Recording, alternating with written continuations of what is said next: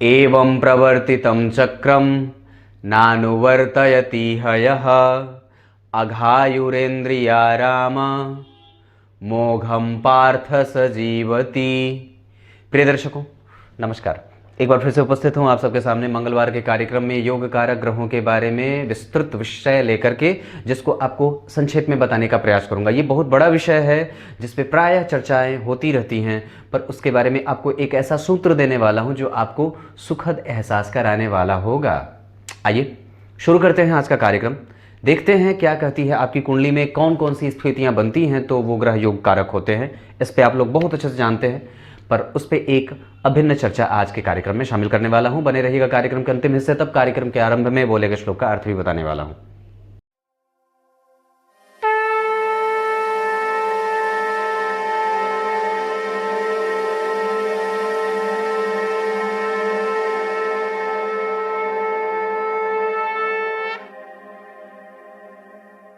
आइए अब आपको सीधे विषय पे लेके आता हूं। बात सिर्फ इतनी है जो कि समझने वाली है। बिल्कुल आपको वही बात बताऊंगा जो दिमाग में बिल्कुल फिट बैठ जाए, ज्यादा इधर उधर की बातें नहीं। तो बात क्या है, योग कारक कहने का मतलब क्या है। दरअसल अगर आप ज्योतिष को थोड़ा भी जानते हो तो उसमें एक चर्चा बड़ी ही आम होती है, योग कारक है। योग का मतलब होता है जोड़ देना, जीवन में एक अच्छाई का पेज जुट जाना। और जब एक ही ग्रह केंद्र का या त्रिकोण का संबंध बनाता हो, या ऐसा ग्रह जो कई बार आपके जीवन के लिए बहुत ही महत्वपूर्ण बन रहा हो, उसे योग कारक कहा जाता है। इसमें कई बार दो भी ग्रह एक दूसरे के साथ स्थितियों में आते हैं तो इसे भी योग कारक कह दिया जाता है। मतलब क्या है कि अगर केंद्र का अधिपति, जैसे यहां पे चंद्रमा बने और यहां के अधिपति सूर्य बन गए, पर ये कई बार जब एक साथ हो जाते हैं तो ये तो सूर्य और चंद्रमा की बात रही, पर अगर चंद्रमा या कहीं से भी कोई भी ग्रह अगर केंद्र का भी अधिपति होता है और पंचम का अधिपति है, नवम का अधिपति है, और वो दोनों एक साथ बैठ जाते हों तो ये योग कारक स्थिति कही जाती है। जैसे मंगल और सूर्य, यानी कि केंद्र के अधिपति हो गए मंगल और त्रिकोण के अधिपति हो गए सूर्य। अगर ये दोनों एक साथ बैठ जाएंगे तो ये केंद्र त्रिकोण राजयोग भी होगा और इसे योग कारक स्थिति भी कही जाएगी। अगर यहां के अधिपति हो गए सूर्य और वो दशम में बैठ गए, लग्न में बैठ गए, चतुर्थ में बैठ गए, सप्तम में बैठ गए, तो ये योग कारक स्थितियां होती हैं। जैसे मूलतया योग कारक जो स्थिति पैदा होती है वो कैसे होती है, चतुर्थ के अधिपति पंचम में, नवम के अधिपति दशम में, नवम के अधिपति चतुर्थ में, नवम के अधिपति लग्न में, दशम के अधिपति चतुर्थ में, पंचम में, तो ये स्थितियां योग कारक होती हैं। बात समझ में तो आ रही है ना मैं जो बोल रहा हूं।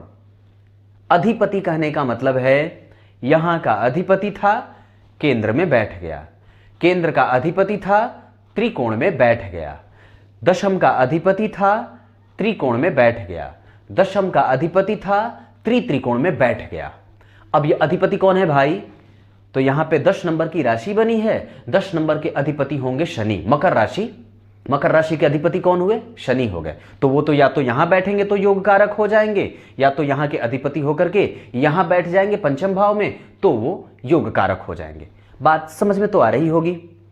अब एक स्टेप आगे बढ़ के आपको बताता हूं।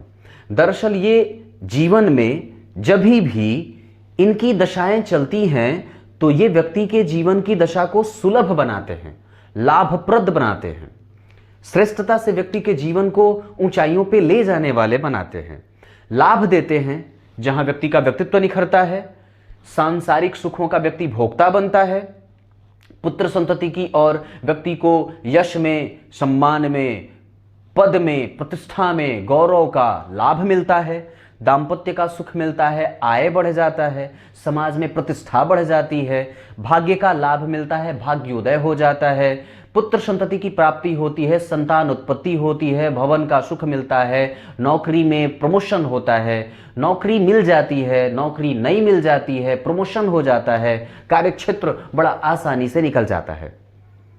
पर बात सिर्फ यही नहीं है, क्योंकि कोई आवश्यक नहीं है कि जो ग्रह यहां का अधिपति है वो उतनी ही मजबूत स्थिति में बैठा भी हो, क्योंकि कई बार ऐसी कुंडलियां देखी होंगी जहां पे लग्न के अधिपति कमजोर होते हैं, अस्त होते हैं।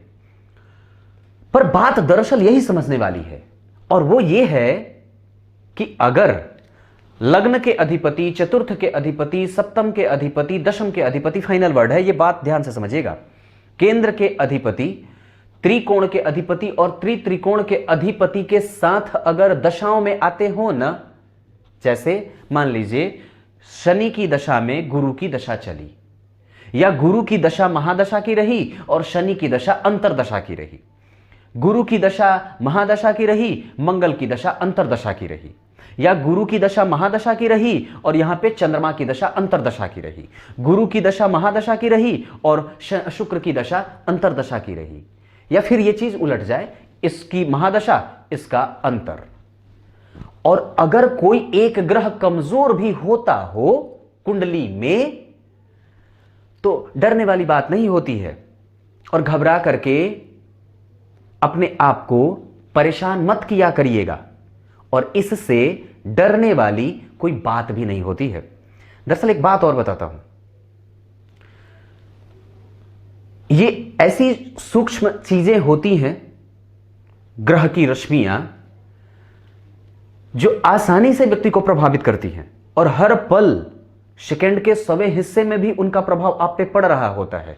आपके मन में और आपके दिमाग में जो भी विचार बन रहे होते हैं वो सब उन रश्मियों का ही प्रभाव है, बस एक ही बात है।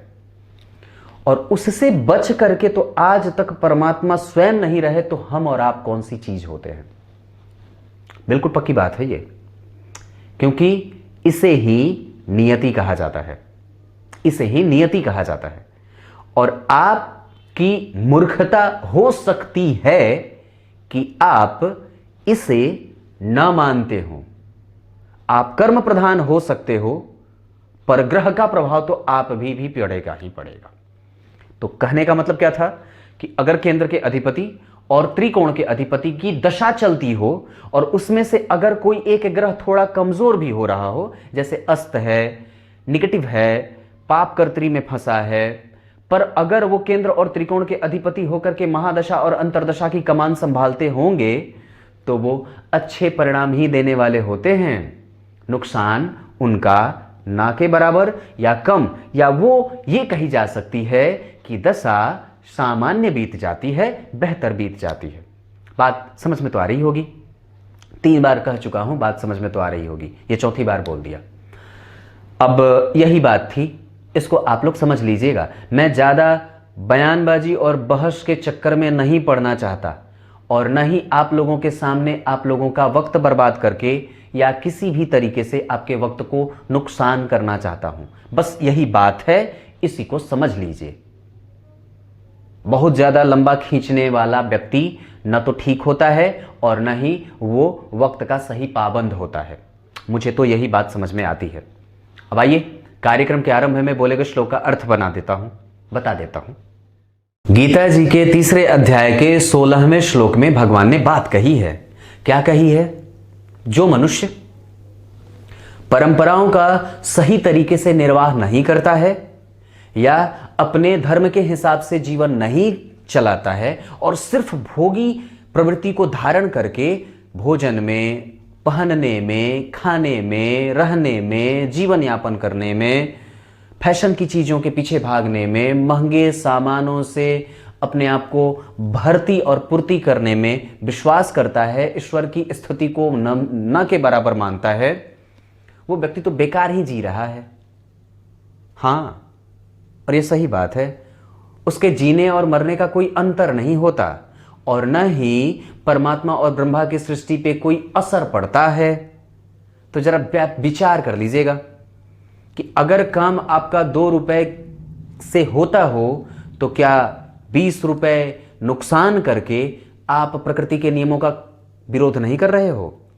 और क्या आपको पाप का भागी नहीं बनना पड़ेगा? निसंदेह ये बात सही है और यही होता भी है। धर्म का पालन, अपनी परंपराओं का सही तरीके से निर्वाह, हमारे पूर्वजों का आदर वही तो है कि हम उनकी बात कही हुई मान ले। तब तक के लिए इजाजत दीजिए। कल एक बार फिर से उपस्थित होंगे आप सबके सामने। तब तक के लिए बहुत बहुत नमस्कार।